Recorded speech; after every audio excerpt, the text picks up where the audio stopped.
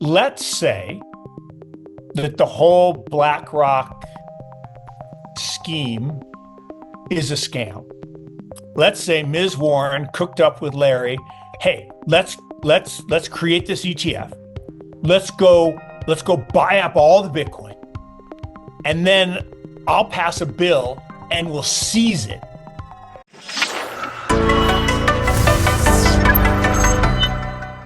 This episode is brought to you by BitGo, which is a top-tier crypto custodian that has been in the industry since 2013. It's headed up by Mike Belshew, who's a Web 1.0 and 2.0 legend.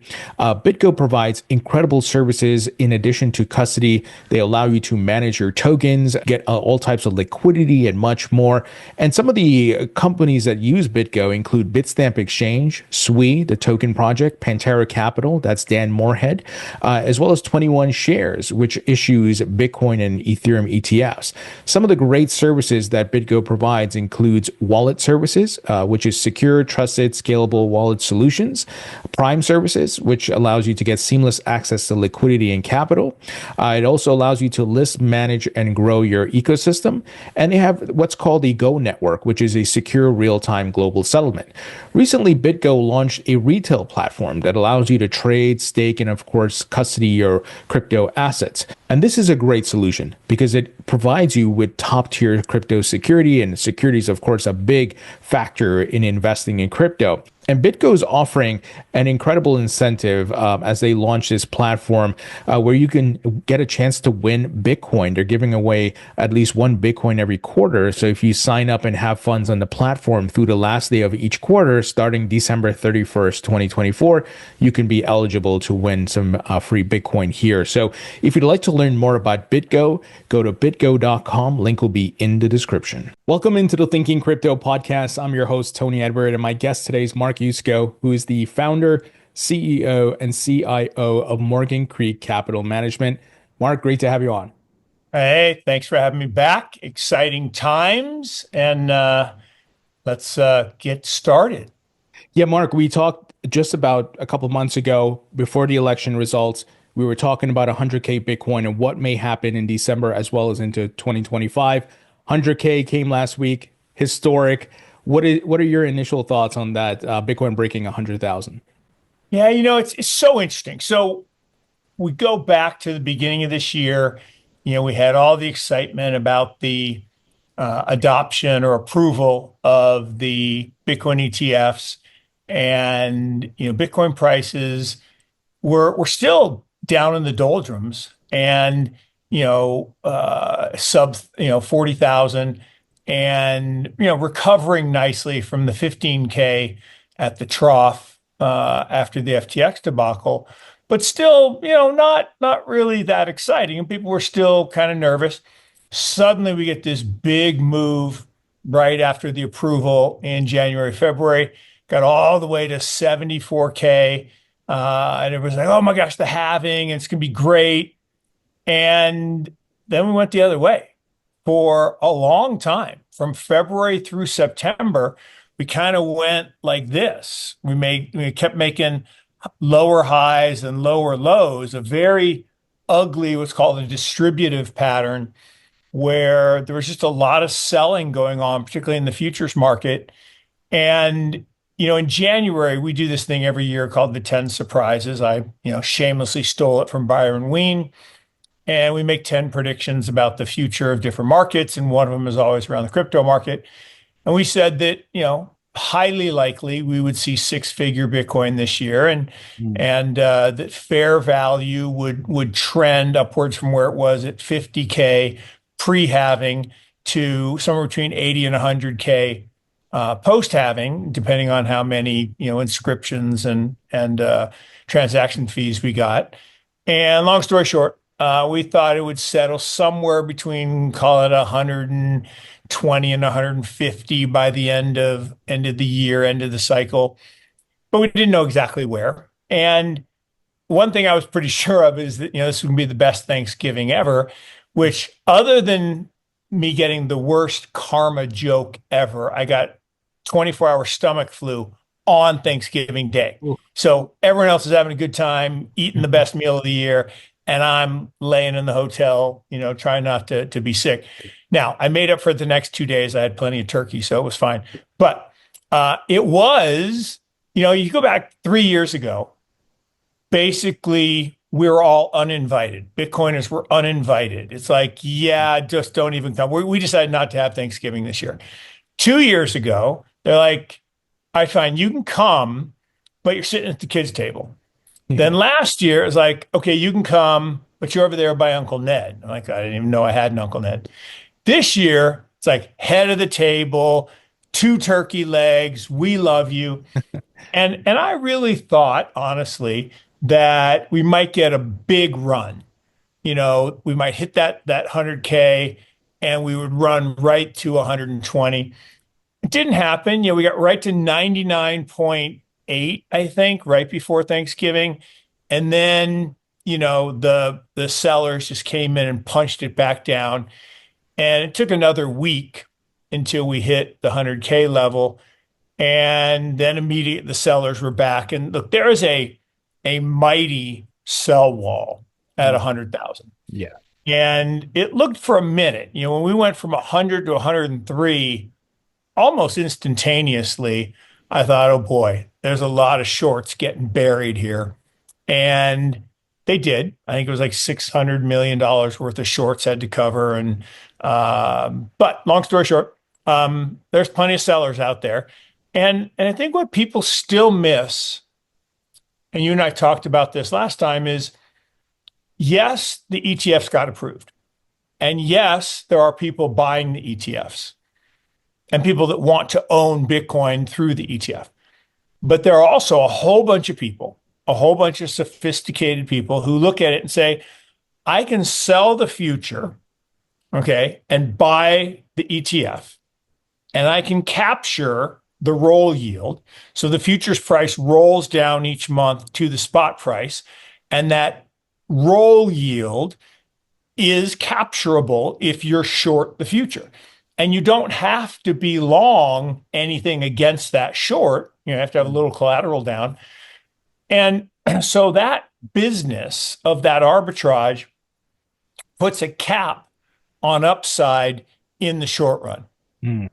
And so I think we're going to struggle a little more maybe than I thought to get kind of through this and into that next run and what I mean by that next run, meaning the accumulators are going to accumulate, right? We saw this morning again, MicroStrategy is out buying, $2.1 billion worth and $1.5 billion last Monday. And he's always out there, issuing equity and debt, buying more Bitcoin.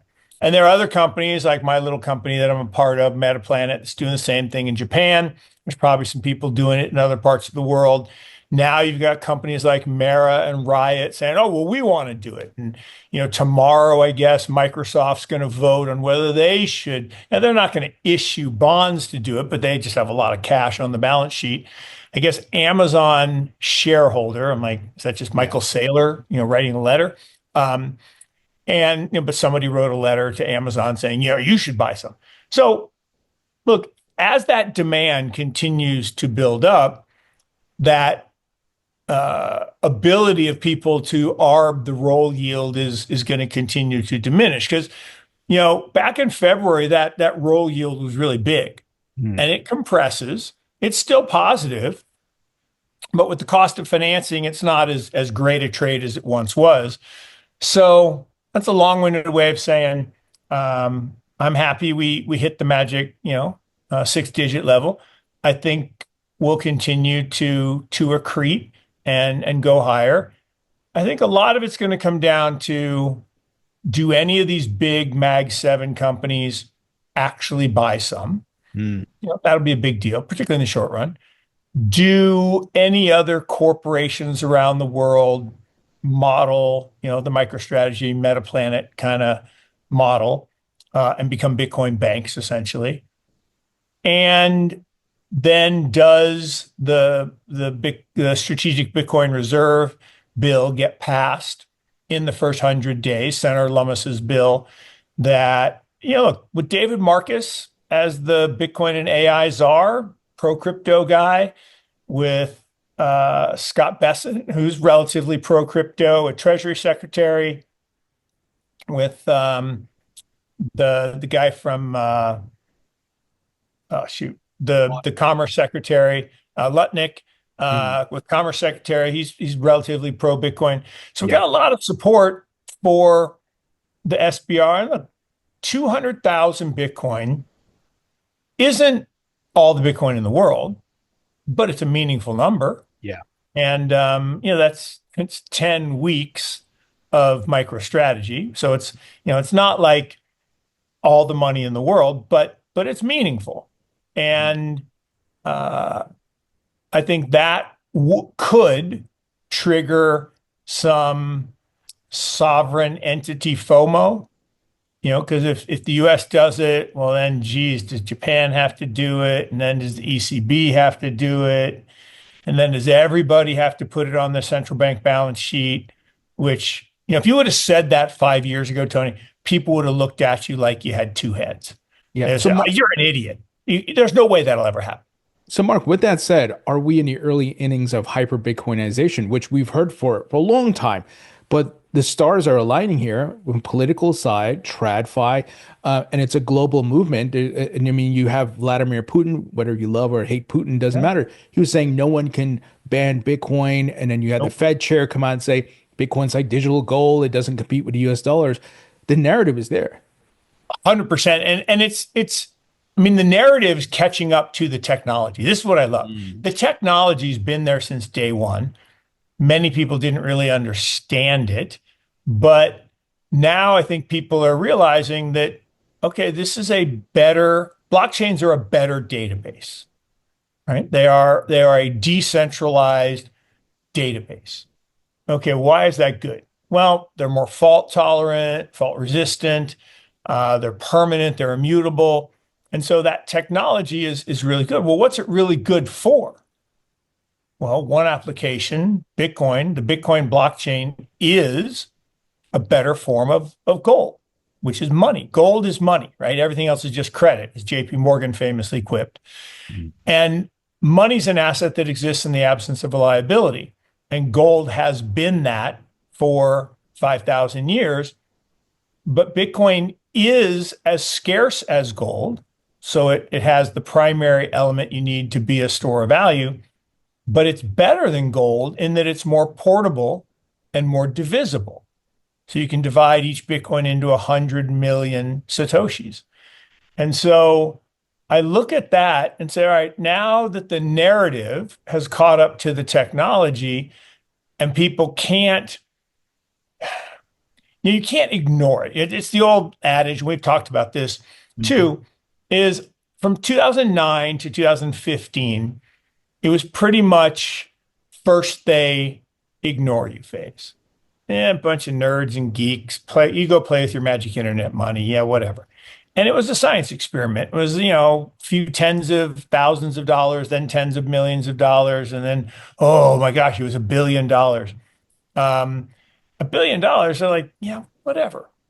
Then we hit kind of the $10 billion mark, and we went in from the first they ignore you to the then they laugh at you phase.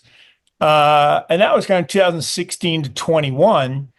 And that was $10 billion. How cute. You nerds and geeks, you're so funny.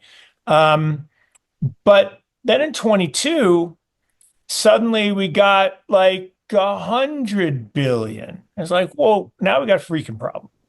Now JP Morgan is angry, and they go to Elizabeth Warren, and they do the anti-crypto army, and Bitcoin's evil, and China had already tried to ban it in 2018, and they doubled down on that, and everybody was jumping on the bandwagon. That's the then they fight you phase.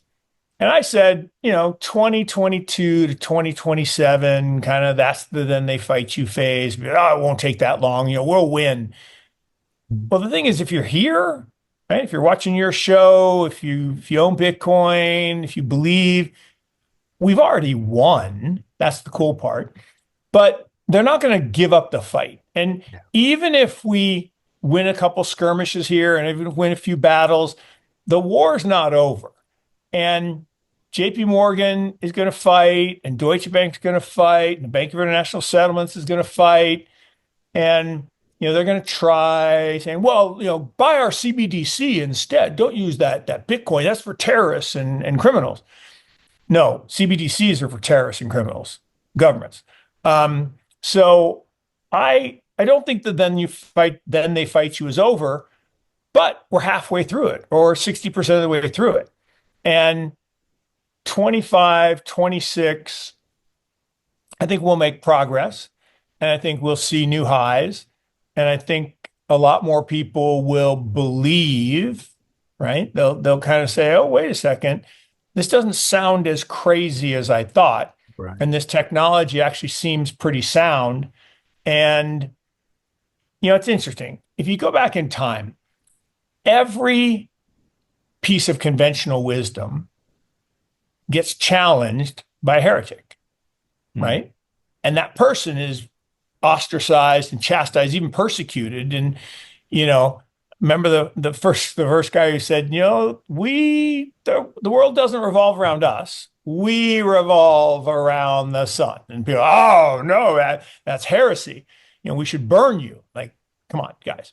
Now it's accepted wisdom, but wisdom changes. And I argue all the time, name a technology that was profound, right? Whether it was fire or electricity or biotechnology or fractional reserve banking or many, many, many others, air travel, radio, television, all kinds of things, securitizations that got critical mass that then went away. It just doesn't happen. I mean, there are plenty of bad technologies that never get critical mass that go away, but there aren't any that get to critical mass and then suddenly vanish. Now, you can get outcompeted later and new technology can come in. And I saw someone making that case this morning on Bitcoin saying, well, why isn't this MySpace? Well, there's a very specific reason why it's not MySpace. MySpace was closed source code. Right. And the Winklevoss twins came up with this great idea. Zuck stole it and built a better mousetrap with better code. And MySpace couldn't see what made Zuck's code better or his marketing strategy of making it, for the elite schools and invitation only and all that good stuff. It's like shiny Pokemon. I mean, literally, it was that good a marketing strategy. And she couldn't change. Well, what changed later was open source.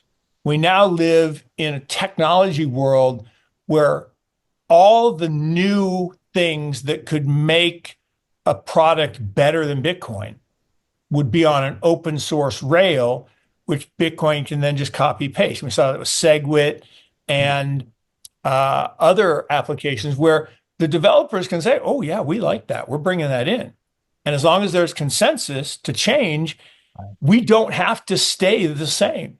Like even the magic 21 million number, which isn't actually a number that was created, it was just when you have and have and have and have and have, eventually when you get to zero, that was 21 million. So that was just the happenstance of it. I always thought there was some cool story to why 21, but it was just when you start with 50 and go to 25, go to 12 and a half, go to 6.25, and you just keep doing that for 140 years, eventually you're at 21 million. And you could still change that, right? You could say, you know what, we're not going to go in half every 4 years. We're going to go down by a third, or we're going to go down by 3/4. Whatever the developer community, if 51% agrees, that's what we do. So it's a dynamic element of the technology that I think is so interesting, and why I don't worry that I'm going to wake up tomorrow and there's going to be a better Bitcoin. I mean, look, they tried to fork Bitcoin and say there is a better Bitcoin, Bitcoin Cash or Bitcoin Satoshi's Vision. And the community said, nah, I mean, you go do what you do, but I really want digital gold. That's the narrative that fit the technology and the use case that I think makes the most sense. Yeah, absolutely. And I often remind people that there's a spectrum when it comes to decentralization, and Bitcoin is the most decentralized. So you have your proof of stakes, you have all these other things, but are not as decentralized as Bitcoin. So how do you replace that? I mean, I don't know.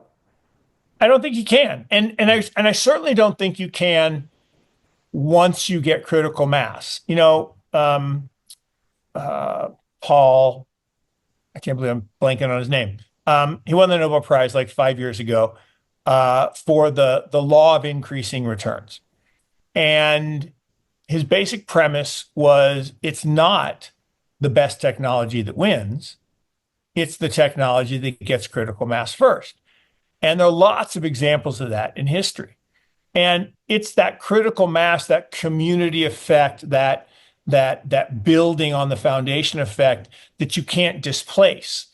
And on top of that, in an open source world, we can just copy paste any enhancement onto this tech stack and make it better. So not only do we have the law of increasing returns going for us, but we have this defense mechanism, which is we can morph the code if everyone deems that it's good to do so. Hmm. You mentioned JP Paul Morgan. Romer. Paul Romer is the guy who won the Nobel Prize. You mentioned JP Morgan earlier, and I have to ask you, I know it's a bit tongue in cheek, but Jamie Dimon, he's gone radio silent. We haven't heard any pet rock comments, any fraud comments. I think he's the final boss. He's been defeated. Oh, he has definitely not been defeated. But look, he's sly like a fox, right? The whole time he was going like this, bad mouthing it, he had a team of people in the background trying to create JP Morgan coin to compete with it. And that ain't going to work. If you've watched Mr. Robot with Evil Corp and Evil Coin, that doesn't work. Bitcoin's better. So he had that going on. And he is the banks, right? He and a handful of other people, they run the group of organizations that for 839 years now have had a pretty good run. Founded by the Medicis or the Medicis. And long story is they are going to badmouth their competition because they like being dominant. But like most incumbents, they have the most to lose. And so him going quiet could, some would say, oh, he's been defeated. No, he's just decided I'm going to go rally my troops, right? The people that still are dependent on me, people who have to do international settlements, people who've adopted code that doesn't allow them to use digital assets. And I'm going to make sure those people are getting good service. And so he's out talking to them. And unlike Vanguard said, we're going to badmouth it right to the end so that the people that we service are wealthy old people. We don't want to lose them. Those young people who say, well, screw you, Vanguard. Well, we don't care about you. You don't have any money. And it's not that they don't have any money, but collectively they don't have any money compared to the old people. And so that's kind of what Jamie's doing here. Is like, okay, I got my legacy relationships. I'm going to make sure those are good. And quietly, I'm going to keep trying to build private rails. And I'll tell you the insidious little thing. I don't like the fact that Garlinghouse was on 60 Minutes last night. Oh. That bothers me because that isn't decentralized Bitcoin. That is near centralized code that I believe, JP Morgan and other banks and the BIS are all, I think that's his tack. Like if he wants to make XRP something ubiquitous, he's chosen the incumbents.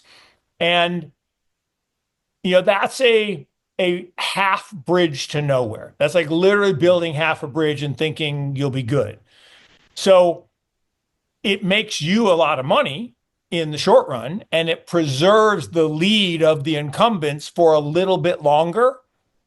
But at the end, the ice age is coming, so you better grow your woolly mammoth coat or you're going to be extinct, which is what's going to happen. But Mark, don't you think that? Well, how do you stop that? Because we both believe in the free market, right? Yeah. And that you have all these different blockchains out there, and it's kind of like let the best blockchain win, right? And then there's different use cases. So, Well, come on. That's because you and I are naive in that regard. And I mean that in a loving way. I mean, look, I'm an optimist and I believe that free markets win. The problem is history is replete with examples of places where that just isn't true. The incumbents will lie, cheat, steal, imprison. Like, think about this. There are people in France today in prison for creating computer code. hmm, Now, why France? Well, they're tied in with the WEF, and they seem to be the one jurisdiction that people come there and they grab them, like the Telegram guy. So um, now it does freak me out, just not to go down a total rabbit hole here, but it freaks me out that the One Direction kid who fell out the window was seen with the same woman that Pavel was with when he got arrested in France. hmm, That just freaks me out. That's just weird. But so look, the incumbents will do bad stuff to try to keep their power and their edge, kind of like politicians. They'll do whatever it takes to stay in power. Um, but ultimately, and I think this last election is a good example of that, the free market will eventually prevail, hmm, despite all the attempts to cheat on both sides, right? I'm not saying just one side was cheating. I think everyone cheats in elections. And whichever party's in power. Because remember, it was, you know, the Republicans who were hiding ballots in the swamp during the hanging Chad days. And then it was the Republicans that were messing with the Ohio machines years ago. Now it's the Democrats messing with votes. So it's not partisan. It's just when you're in power, you like to stay in power. yeah, So I do think the incumbents are gonna, lie, cheat, and steal to try to delay this inevitable free market that you and I believe in. But the beauty, I think, of a Bitcoin, it's pseudonymous, it's founderless. No one knows who Satoshi Nakamoto is or was. And that's really interesting. The joke was when Zuck was, talking to Congress when he was trying to do the Libra coin. hmm, And like, yeah, they subpoenaed the CEO of Bitcoin, but they weren't available, right? hmm, Because there is none. And I think it's really hard to stop a headless monster. yeah, for And sure. I don't mean monster in a bad way. I guess I shouldn't use that term, but a headless organization or a headless organism. Let's use organism, not monster. Hmm, So Bitcoin is a living, breathing organism, right? It can change, it can morph, it grows, right? It absorbs new energy from new participants. It gets bigger and stronger and faster. And and eventually, if you believe people like Murray Stahl, who I do, um, he thinks Bitcoin actually achieves something that's never been achieved before, which is reverse Gresham's law. Gresham's law says bad money crowds out good.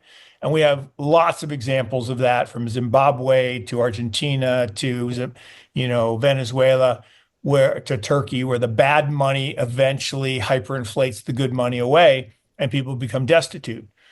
And what Murray says is no, no, no, this for the first time ever, because we perfected money with Bitcoin, that will crowd out the bad money and eventually we'll have prosperity for everyone.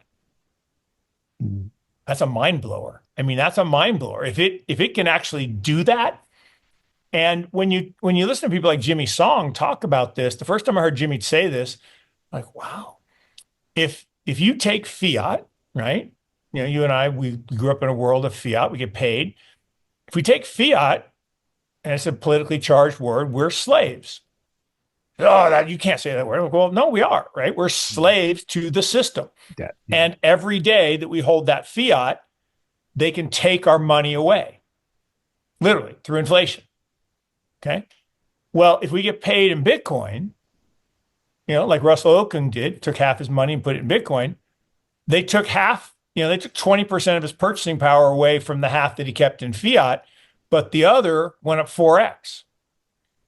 That's really interesting. Now, it's not going to go up 4x every 5 years, but every time you take away money from the fiat system, the value of Bitcoin goes up because one Bitcoin is one Bitcoin. Yeah. It never changes.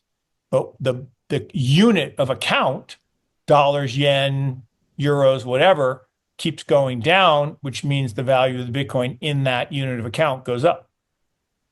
Mm. Mark, are you concerned? And I tweeted about this yesterday. BlackRock, they're accumulating Bitcoin at a rapid pace. Obviously, as an institution, they themselves are not necessarily buying it, but they have clients and customers and so forth. And they're going to pass Satoshi eventually. And collectively, I think all the ETFs are nearing Satoshi. We know there's going to be updates to the portfolio, people are going to sell and so forth. Are you concerned, though, that they're stealing some of the ethos away from Bitcoin because they're putting in this wrapper and they control it? And we've seen BlackRock push ESG and push different movements. They're going to force people to come to the ETF route. It's a great question. It's a great question, but I don't, only because of the divisibility, right? Let's say that the whole BlackRock scheme is a scam. Let's say Ms. Warren cooked up with Larry, hey, let's create this ETF. Let's go buy up all the Bitcoin. And then I'll pass a bill and we'll seize it. Okay. Now let's think about this for a second. If they were to do that, they'd have to get it through Congress. But let's say they could get it through Congress. It'd be kind of hard, but let's say they could. They'd be seizing it not from the drug dealers and the terrorists, but from the boomers who vote for them, the pension funds, the foundations, the widows and orphans who own the shares of those ETFs. But let's say they said, fuck it, we're going to do that anyway. As long as they don't get 100%, right? All the value of the network goes to what's left. So you got the million coins that are Satoshis. Let's say that never gets moved. So that's gone. There's another 3 million that's lost or stolen. So now we're at 17 million. So let's say BlackRock got 16.9 million. Well, I guess Michael Saylor has 1 million. So they get 15.9 million. All right. And let's say they canceled it. They confiscated it. Government, eminent domain, they took it. That 0.1 that's left, all the value goes to it. And it just gets divided up in Satoshis. That's why, when someone asked Satoshi about this in an email, saying, well, what happens if someone forgets their keys or forgets their seed phrase? He's like, consider it a donation to the community. And Michael Saylor said that the other day. He said his personal is going to be canceled and donated back to the community. Now we'll see if that actually happens, but I'll take him at his word. Right. No, I'll take him at his word. I would say if he has any heirs, they might be pissed off about that. But I guess Warren Buffett's kids didn't get all his money either. So, but I think the likelihood that one entity could ever get all of it is zero. I mean, it's just impossible because they're not getting mine, right? They're probably not getting yours. And there's a few people that just aren't going to sell. And everybody says, well, there's a price at which you would sell. Yeah, there probably is. There probably is. And at that point, I'd have enough fiat that I could, be comfortable and do what I want. But even then, there probably are some people who say, it's not about the money. I'm never going to sell, Like I had one guy say, I'll go to my grave, pry it out of my cold dead hands. I'm like, well, okay, but that doesn't do anybody any good, right? Yeah. You should at least, put it in some place where you can pass it on to your heirs. Right. But I think it's an interesting dynamic, right? When we're talking about, what we're talking about is replacing the core unit of money globally. That's a pretty big deal. And, gold has been that for 5,000 years, and it's done a pretty good job. And everything else is built on top of that. And all the, fiat and all the debt and all the, niceties that we have around us fueled by that. Um, all fueled by fractional reserve banking. So the people who piss on fractional reserve banking, I'm like, your life's pretty good because of fractional reserve banking. Don't forget that. In fact, I say all the time to people who piss on it, I'm like, name a country either without fractional reserve banking or with a poorly functioning fractional reserve system where you would live. And I'll wait because no one's going to tell me one that they can find because they are not third world, they're fourth world, fifth world countries. So you need some semblance of capital formation. And that's why I say all the time, when people say, I just want my Bitcoin, I'm gonna hold on my ledger and never do anything with it. Like, if that's the whole point, then we should all go home because gold's better, right? It doesn't degrade in the ground. It's inert. It's a better for that. If all you want to do is bury it in the backyard, never dig it up, that's fine. They just found that urn of Roman coins, right? That's what that person thought. I'm going to bury these in my backyard and I'm going to be the richest guy in town. Well, he died. His descendants died. His descendants died. And they just dug up his thing of coins and they're worthless. Now they're not worthless because they're an artifact, but they're worthless to him and his heirs. So that didn't work out. So if that's all it's good for, as opposed to being a base layer of capital formation and life, I kind of like life, right? I think living life is good. So let's make it that. Let's make it digital gold. Let's put it in the central bank vaults, and then let's build capital formation on top of it, and then life will be good. On the same token, as BlackRock, any concerns about Saylor and the amount of debt he's raising and all these bonds he's issuing? I'm a bit worried because I guess, is it leverage? I don't know. I'm a bit worried there. Not that he's buying Bitcoin, just the amount of debt he's raising to buy it. Yeah. But remember, it's not like unsecured debt. It's debt secured by Bitcoin. And the beautiful thing is he buys more Bitcoin than the amount of equity and debt he issues. So he's capturing extra value every time he does one of those transactions. And his debt has no cost and it's convertible. So at the end of the day, look, leverage cuts both ways. You are 100% right to be nervous about leverage, but there's a level of leverage that is very prudent, and he's nowhere close to the high end of that. There's a level of leverage that's stupid, right? Think about a mortgage. If you put 20% down, 80% mortgage, 4-to-1 leverage, it's totally prudent. Why? Well, because you don't mark to market your house every day. So it's totally prudent. Bitcoin, an 80 vol asset with minute to minute liquidity, probably 4-to-1 is a little bit high. So 1.5 to 1, 1.25 to 1, 1.8 to 1, whatever. There's some number that's probably right. Now, if you go to the Bitfinex guys or whoever the bad guys were that were doing 50-to-1 leverage or 100-to-1 leverage on Bitcoin, no, that's stupid, right? That's dumb. Yeah, I shouldn't out my little brother about this, but he called me up one day and says, they stole my Bitcoin. I'm like, what? He said, Bitfinex. Like, stop. No one stole your Bitcoin. You borrowed way too much. You got a margin call. You couldn't meet it, and they took the collateral. That's not stealing. Now, if the purpose of the business was to do that, right, to lure people in to get over levered and then take their Bitcoin, okay, maybe that is theft. But no one twisted his arm to make that trade. Just like no one twists your arm. If you put 0 down on a house and take 100% mortgage, and then the global financial crisis happens, you're turning in the keys because you have negative equity. And leverage is a very dangerous tool above a certain level. at an appropriate level, particularly asset-backed leverage.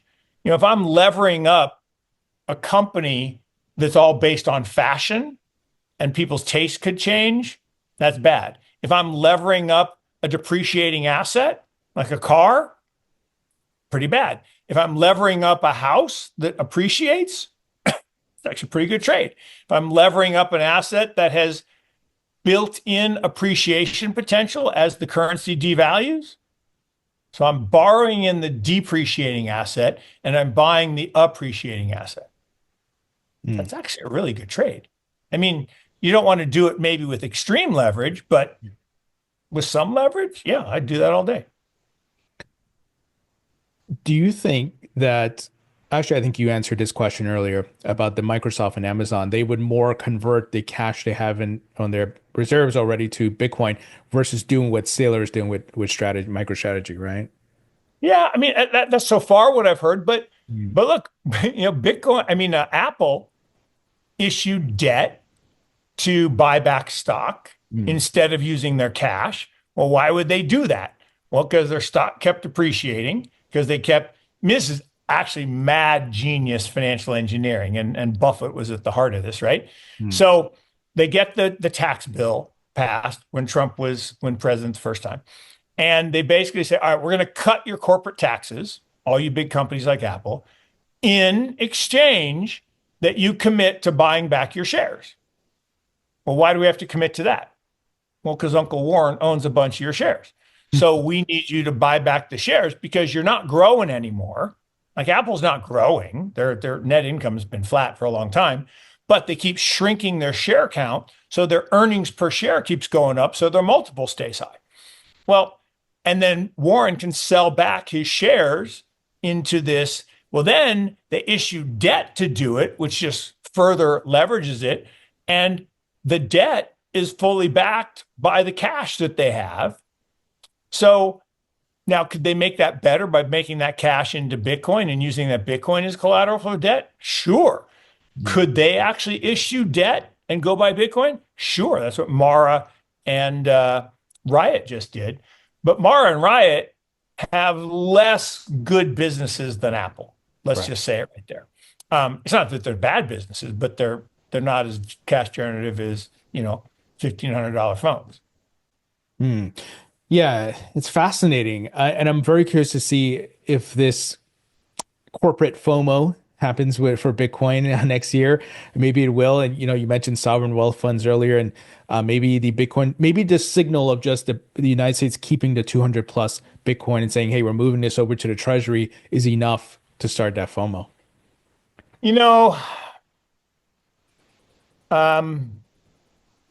The journey of 1,000 miles begins with the first step, right? The cliche, but it's true. 15 years ago, if you mentioned the word Bitcoin, you were immediately thought of as a drug user, drug dealer, terrorist, criminal, whatever, because that's the only thing it was really used for. And, there's all kinds of the stories of, oh, that was the 140,000 bag of weed, whatever. Okay, whatever. But that was true, right? That was what it is. And then it was, all right, well, maybe you're not a drug dealer, terrorist, but you're a bad guy, right? You're a bad person. And that has been true of every technological innovation in history. It's always used by the fringe first. Who is the first pager? Drug dealers. Who is the first user of the internet? Porn. I mean, why? Well, because those businesses are eschewed from traditional world. And so they have to find a way to make it work. So they use the new stuff because no one else wants that. The incumbents don't want that. And so in every world, that is where the technology starts. And so, but each step along the way, like real people in 2012 through 2013, real people started to talk about it. Be like, that's not a terrorist. That's not a drug dealer. That's not a crazy person. I need to look at this. But even then it was like, well, but I'm not going to do it. In 2018, which seems like 100 years ago, but only 6.5 years ago, we set up a fund. We would call 100 people, 90 would say, don't call us back. Like literally 90 would say, And of the 10 we talked to, 9 said no. We only got one. We ended up with 30 investors. We called a lot of people. And it was hard. Mm. And the people that did that, their average cost of Bitcoin is $5,000. So that's a good thing, right? Mm. Um, and but even those people were not sure we weren't crazy, to be honest. Yeah. So I I look at this whole process of each new person who comes along, small company, larger company, big Mag 7 company. Tesla was early, said they like Bitcoin, and then Elon's like, oh, now I don't like it. And the price fell 50% on one tweet in 2021. One tweet, 50%. Now it recovered all of that, went up 100% off the bottom and got all the way back to the all-time high before FTX exploded. But one tweet, you can't buy cars with it now. And so there are early adopters, there are late adopters. The amazing thing about all of this is it's like 1998 Mm. with the internet, right? We're about 13, 14% in, on the way to 100. And the next 8 years, we're going to go from 14% to 80. That's a mind blower, right? But that's how S curves work. Right. They start slow, takes 10 years to get 10, and then you get another 80% in 10 years, and then the last 10% takes a long time. And so I think the adoption is going to continue to accelerate. The FOMO will kick in.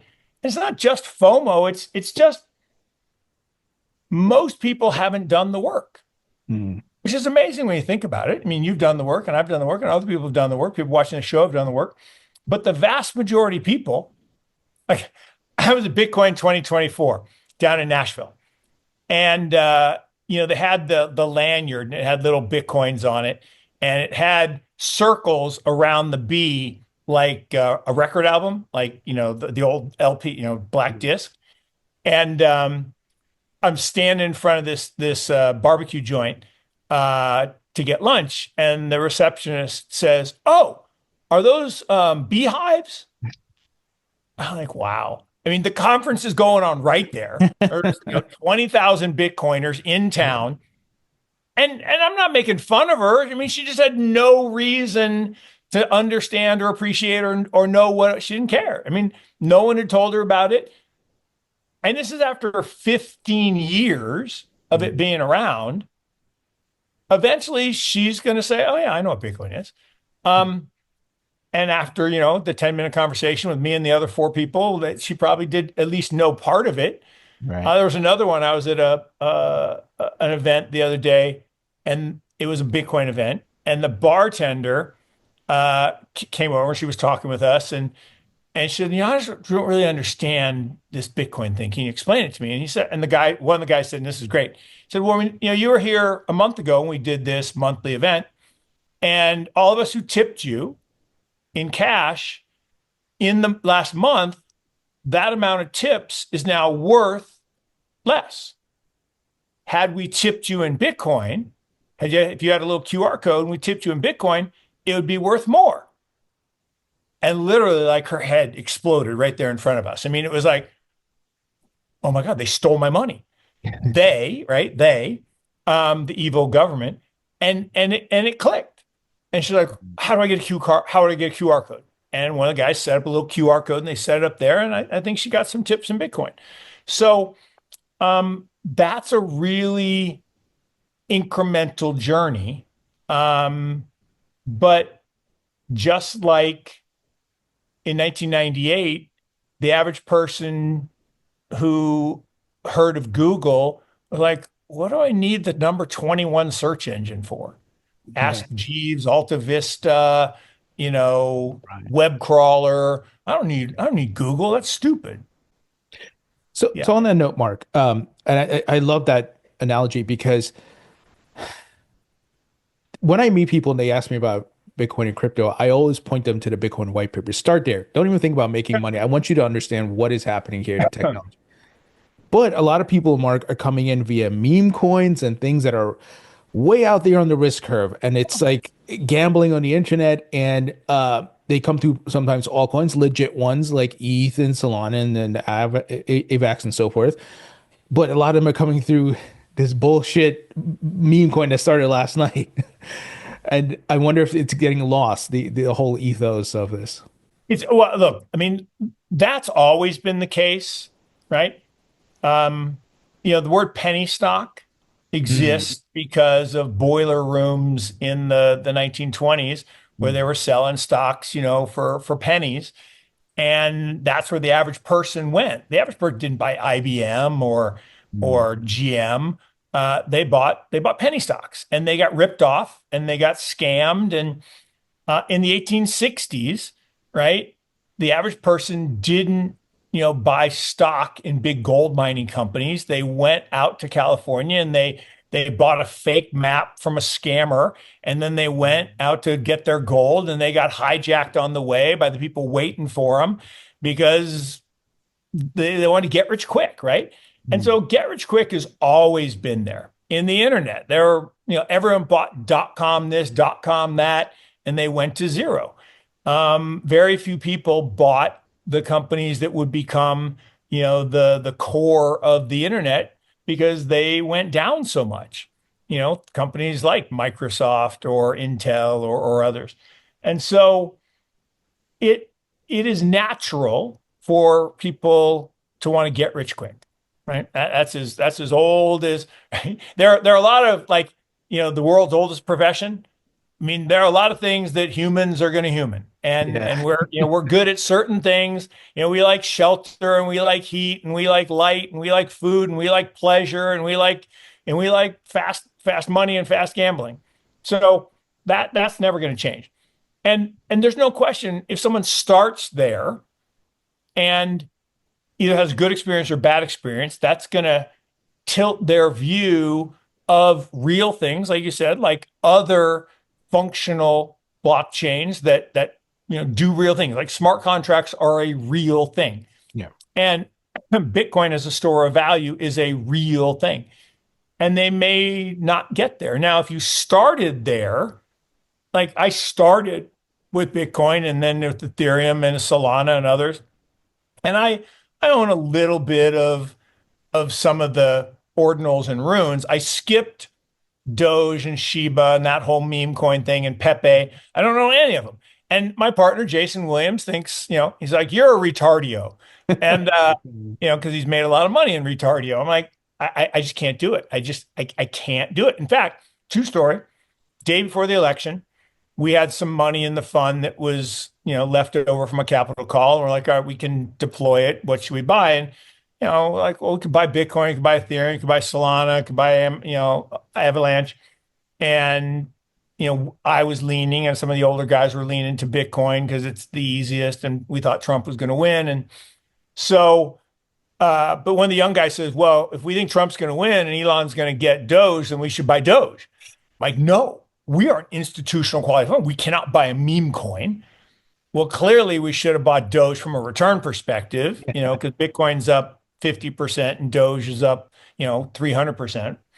Um, but that's not what we do.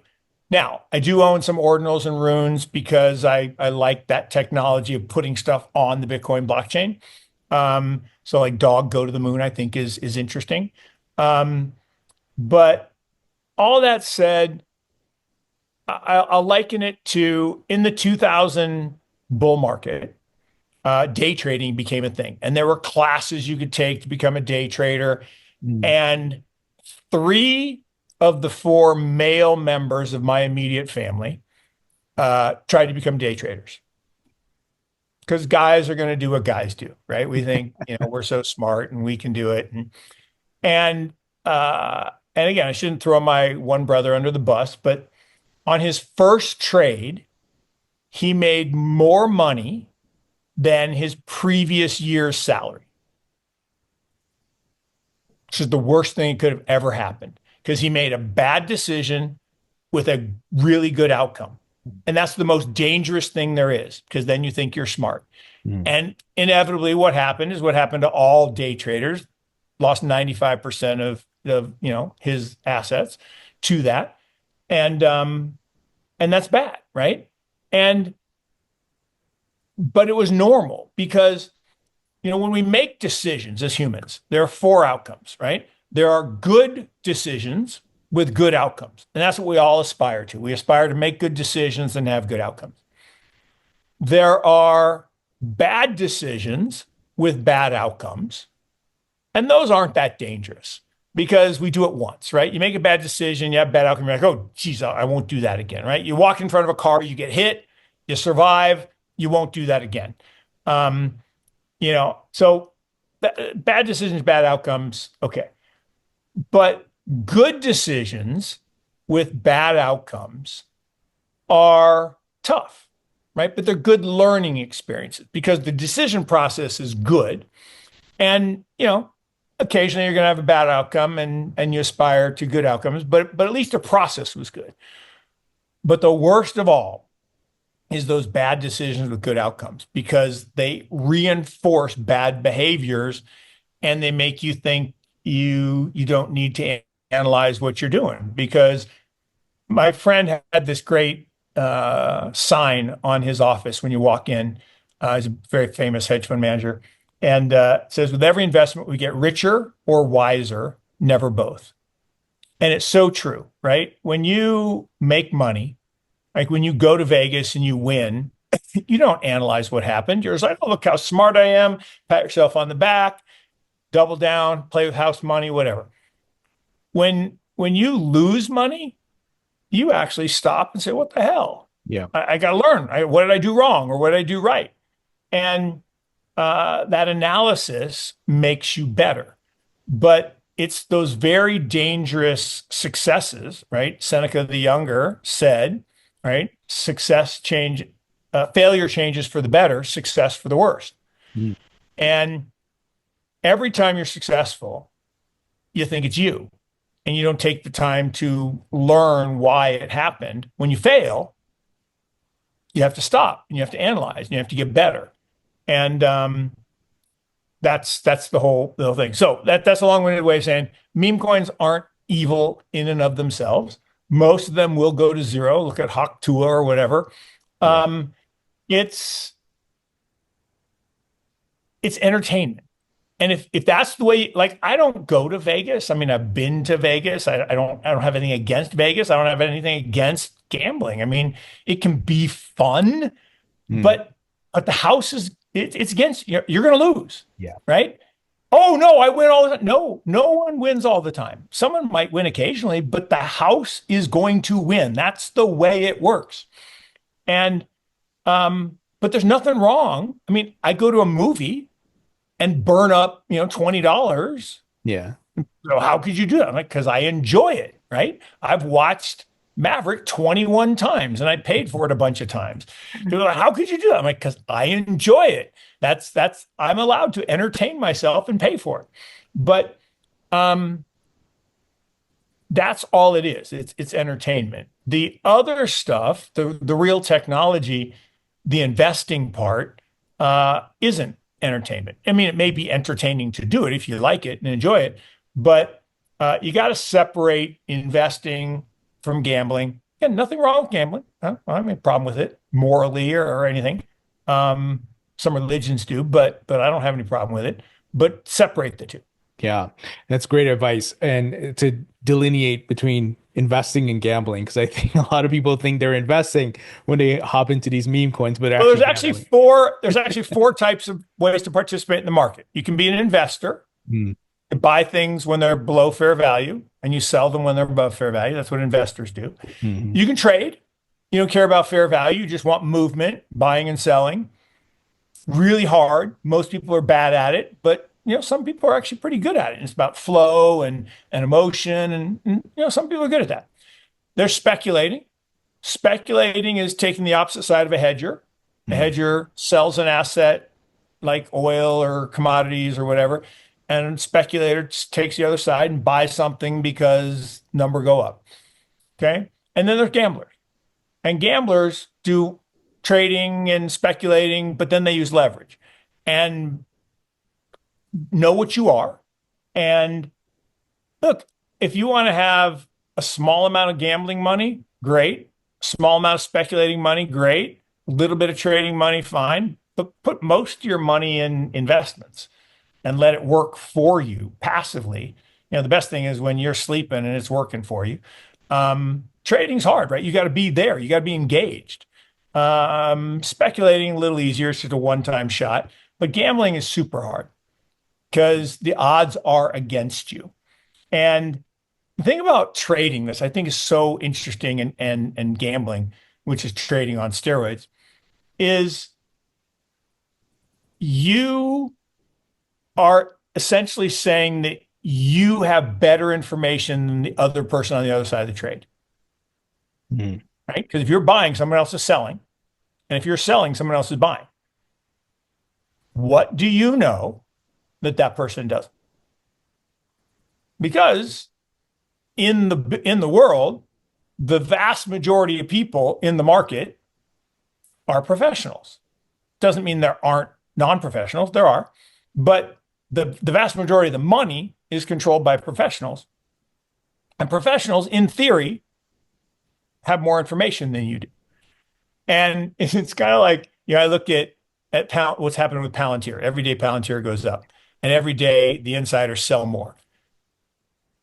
Those insiders have more information than you do. Mm-hmm. And look, I've been wrong. And my dad was yelling at me the other day because I told him not to buy Palantir and it's up like, 500%. And I mean, it's trading at a level that makes NVIDIA look almost cheap, which is ridiculous. Mm. But how high can it go? Higher than you think it can. Mm. But never forget that there are no examples. None. Zero. And I've asked hundreds, probably thousands actually, of people to show me a chart that goes parabolic and then flatline or up. They don't exist. They all go like this, and they all go like that. Mm-hmm. And so that parabolic part where it's just going up 5 or 6% a day on no news, not sustainable and always will reverse. Yeah, absolutely. Mark, not financial advice. Do you think we end December at 120 for Bitcoin? That's a guess as good a number as any. Tommy Mustache, I don't know if that's his real name, but he's a Twitter guy. In January, he said 105. Tim Peterson said 112 based on his Metcalfe's law model, and it's been pretty damn accurate. I think I said in my 10 surprises that 120 was kind of possible. But I think it's somewhere between where we are today and there. Don't know the exact number, but we'll see. And then all-time high, you're about 150, 160? Yeah, I mean... The Fibonacci and Elliott wave is showing a bit higher, but no one can call these. I come to 150 based on, I think fair value by April, May next year is around 100. I think we go 50% above fair value because of the gamblers. And because I don't think there's as much leverage this time. Usually we get 2 times fair value, so that would be 200.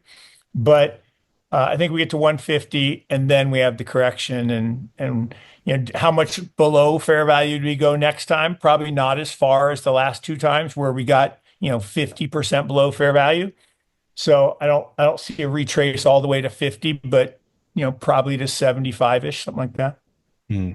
Mark, always a pleasure, always great information, and we'll have to schedule another episode at 150. We did one at 100. Yeah, let's do it. All right, sounds good.